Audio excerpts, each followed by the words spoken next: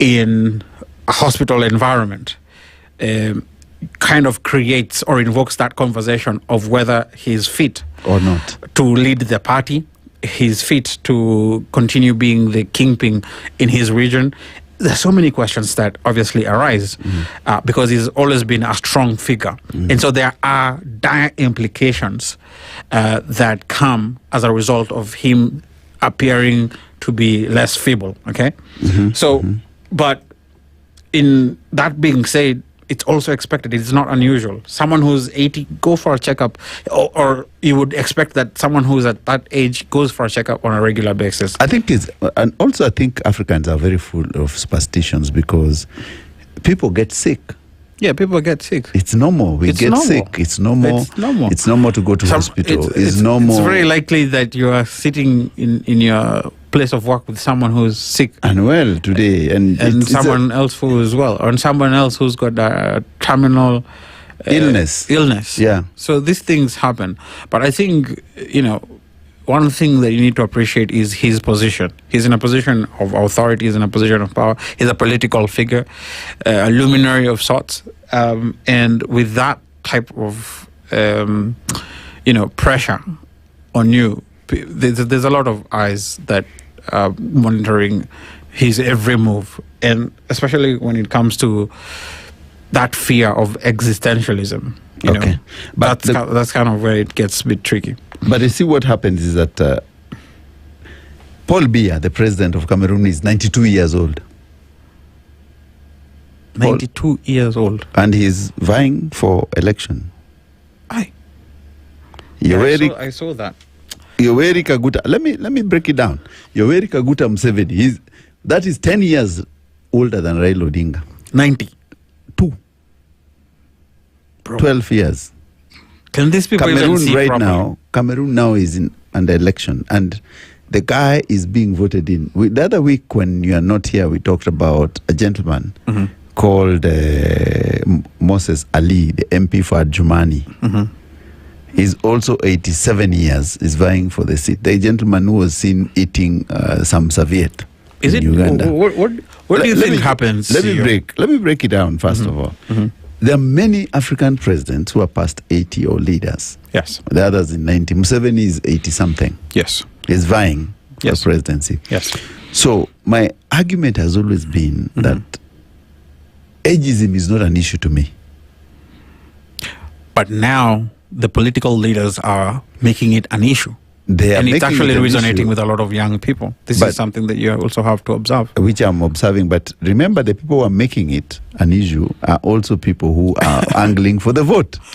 Yeah, and they're not going to be there long enough. Yeah, they're not coming with clean hands. Actually, the hypocritical part is that once they are themselves elected, they will try and undermine that discussion of age. Completely. Once they're in power. How old is Kalonzo Musyoka? 70-something? Kalonzo is 70-something. Of course. Now, he's probably in his early 70s, but soon he's going to 80. He's going to 80. Of course. But it's convenient for him to talk about Raila. Okay, because Raila is already 80. He's actually the kettle calling the pot black. Exactly. And I do not understand it, why we should be so much fascinated instead of just wishing your fellow brother and sister. But I think that traditionally speaking, right, and you're right about Africans being a little bit superstitious when it comes to age. There is this notion that the older you are, the more experienced you are to handle, matters of gravitas such as, governing the country. Yes. Okay, so there is that superstition. It's very unlikely. In fact, Ruto was the first person, one of the youngest presidents ever in Africa. Right? Yeah. So I think that what's happening here is they're just taking advantage to try and lure the Gen Zs to the younger population not to lean with ODM. I think it's just a political. But you see, stratagem. it has always worked in the negative also. Remember, the time Raila got unwell and stayed and went to Germany, he came back and galvanized everyone and even more votes on his side. Remember when he was away? When he went for, people started, Baba, while you're away. Already, there's this fear. And the problem with Kenyans, the moment you show them that you want someone out, Kenyans will always defend that person. You know the way how you become an underdog. An underdog. So you give him the credence and you give him a lot of gravitas. And you know, someone with his experience, Raila Odinga has so much experience in using political temperatures to his advantage. Yes. Like right now, he's already observing that people... they're talking about me. You're talking about me being ill. Yeah. Okay, I'll do a couple of rallies, Vitendawili here, Vitendawili there, and just sweep that whole notion that he's unfit under the carpet. And I actually won't be surprised if he runs again in 2027. Remember that ODM has had two, and Shago was talking about them, Rigiji, that there's some people who say ODM should not be in broad-based government. Right. So now that talk, with Raila's sickness, it has gone. Exactly. See, it's a way to stop all the negative movement in his party.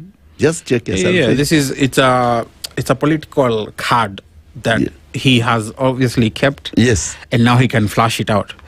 Distract you from what is happening within his circles. Yes. Look into this political luminary. Okay. But anyway, I wish him well. I don't think there is. I think it's just a distraction. Yes. He's well within his right to go for medical checkups. The man is 80. Allow him to get sick and be in peace. Do you know what I mean? We need to allow him to live in peace, just because of he's well respected as someone who has done his job in the public space. Domain, yes. So allow the man to live in peace. If he gets sick, so what? But I think it's just a political distraction from Gachagua and Wiper. The question is whether it will work or not. Yeah. And then when we talk about hospitals, last week, the other week we talked about a hospital being forced to release a body, and this week again, a new Vince Aga Khan Hospital. The guy is called Vince Admiral Okorondudu, Vice Marshal Terry Okorondudu. The body has been lying in Aga Khan Hospital, and it's an issue. It's an issue. Because the implications of hospitals cowering to people is also a factor that we need to look into. Because, CEO, listen, as an hospital, you're conducting a business. Yes. You're carrying out, this is a business. It's not... charity. It's not charity. Yeah. Okay? And so, how do we address that problem, actually, for the hospitals? Can we look at it from the hospital's perspective?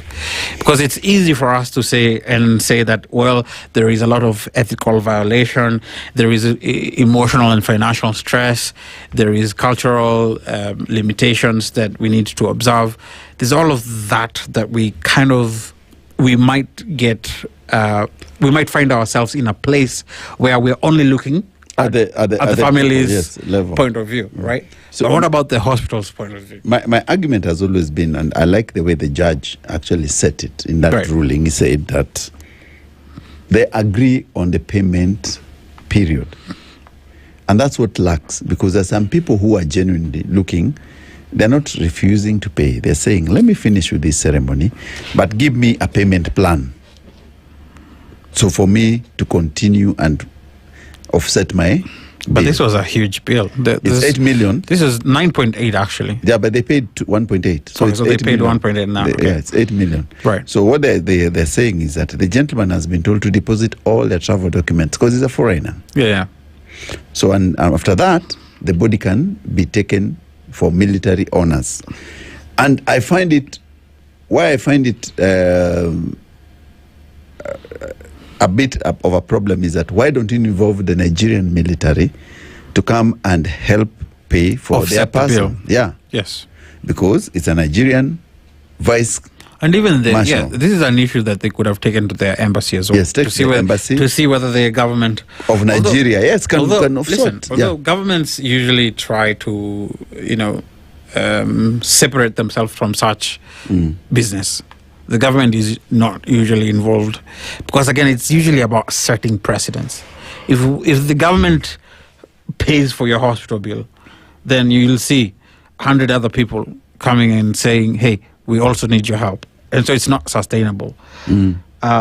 But my concern is, the precedents that the courts have set. Because, yes, indeed, people need to, from an ethical, moral standpoint, people need to bury their loved ones. People need peace of mind. And people need closure. Yeah. And I feel like, indeed, the courts have a sensible way of looking at it. It's disrespectful to keep one's your loved one in a morgue for a protracted period of time without sending them home. So on that, from a moral standpoint, indeed. But from a business standpoint, it's a problem. It's a collateral issue. Yes, it is. I agree. 100%. CEO, if we give your loved one, then where shall we see you? How shall we be able to collect our debt? Because it's unpaid bills. How this outstanding bill? How are we going to be able to collect it? And you know what? You might get into an agreement of sorts, and then I default on it. Yeah, you default on it. You'll just be, you know what I mean. You don't care. Sijapata pesa. Utadu. Yeah. So for me, I would like to see a sensible solution for the hospitals as well, and I just feel like nobody is actually looking from that point of view. Because if you're running a hospital and someone dies in that hospital and they've got a bill, you kind of want you want to be made whole. Yeah, you want to be made whole and just forget about. Although it's now a big discussion in our legal circles. It is a serious discussion. It's a serious. It's a Pandora's box opened. Yeah, it's a Pandora's box. Is it violating human rights? Is it? Do you think it violates human rights? For me, I've always had an issue with hospitals because hospitals have not also come forward to look at a way where these things can be sorted. Because there are some people who are genuinely willing to pay. Yes. And there's some people who are conmen and all that. But there are people who have come and said, listen, and I've seen it because when my mother passed on, I had to pay a lot of money. And I was telling them, I just need to go and sort this thing, and then we pay. But then later they came to their senses and realized, actually, this guy will pay. Yeah. Because there's some people who are saying, as we just... So for people out there who are listening to you, how do you demonstrate that you're in a position to pay? Because I would imagine that people take their patients, it's a one-off thing. You see what happens when you take someone to hospital. Right. Number one, you have put a lot of money, and people spend a lot of money on health. I know. The insurance, first of all, you spend the insurance money. If the insurance money is depleted, you have friends who really contribute heavily. Yeah. The family sells a lot of property to offset that bill. Now, you can see these people have come to a conclusion that this is the most important thing in their lives. When someone gets sick, the most important part is to try and get that guy's health back. Yes. Period. Nothing else matters. Nothing else Everything matters. Else becomes unconsequential. And stops. And if in any case the person passes on, the biggest thing for that family is how do we send off this person because of what he was to us, beautifully and without issue and without drama. Yeah. So people try to work really hard to collect, to look for money to offset bills. And there are so many accounts which people set up. Yeah. And all that money is driven towards that direction. But do you think it's emotionally sensible to put families under such pressure, especially when you have already lost your loved one? I feel like it's a bit cruel, quite honestly, from the hospitals to put that pressure on you when you know that you're already mourning you're mourning and you want to pay, and you've even brought and you don't have the funds. You don't have the funds. Okay, so you're dealing with two issues simultaneously. Yes. The loss of your loved one, and now money. You have to take care of the hospital. And that's why I'm saying the hospitals must also be sensible and right. emotional intelligence. And so there has to be. There are people in you, and you said in Australia, people would look at you and know this one can pay, and this one, if you give chance, he will pay, and this one, bearing on what he earns, he will never pay us. So what do we do to those families where you can see they have probably accumulated a bill of 2 million, okay? Because listen, but they have no means to pay that, and if you have done, because what you're talking about is going through that credit analysis. Yes, you have to go through credit analysis. Okay, we look at your credit worthiness, and if we identify that you cannot be able to pay, so what? Are you going to stay with those people's bodies in perpetuity? Stay with people's bodies, and there are people who even leave their bodies there. So you have a problem of going to dispose it. There are people. What about do you know a solution I would give, or probably I would put out there? What about people selling their organs? You see, number one, because if you're a family and you know very well, and tell me whether this is sensible, CEO, okay? Mm-hmm. If you're a family and you know very well that, okay, we're not going to be able to afford this treatment, but there's a document that we can sign that can perhaps, if the worst comes to the worst and our loved one departs, then we can give his body, donate his body for scientific research. We can be able to donate his organs and so on and so forth. And perhaps, or that might be able to offset some of the bills. But do you think it's a sensible way? It's sensible, but people and hospitals don't want that. Every day, every year, Nairobi hospitals alone dispose not less than 100 bodies unclaimed in mass graves. It's a big problem. It's a big problem. So even if these guys, there are people who you stay with that body for 1 year, you start telling them, kujeni mchukue mwili. Because they don't have money. Chief, it's bad debt, bad debt. So there's just a write-off. It's a write-off. And then you bury your loved one after a whole year. Yeah. Because no one will they will never raise that money. For my argument has always been, if you can't raise that money, get a way of trying to get the little you can and run. Kimbia. Otherwise, utachiwa mwili. So, will you eat it? You don't eat dead bodies. This is very sad. It's a catch-22 situation, ladies and gentlemen. Hey. Catch-22.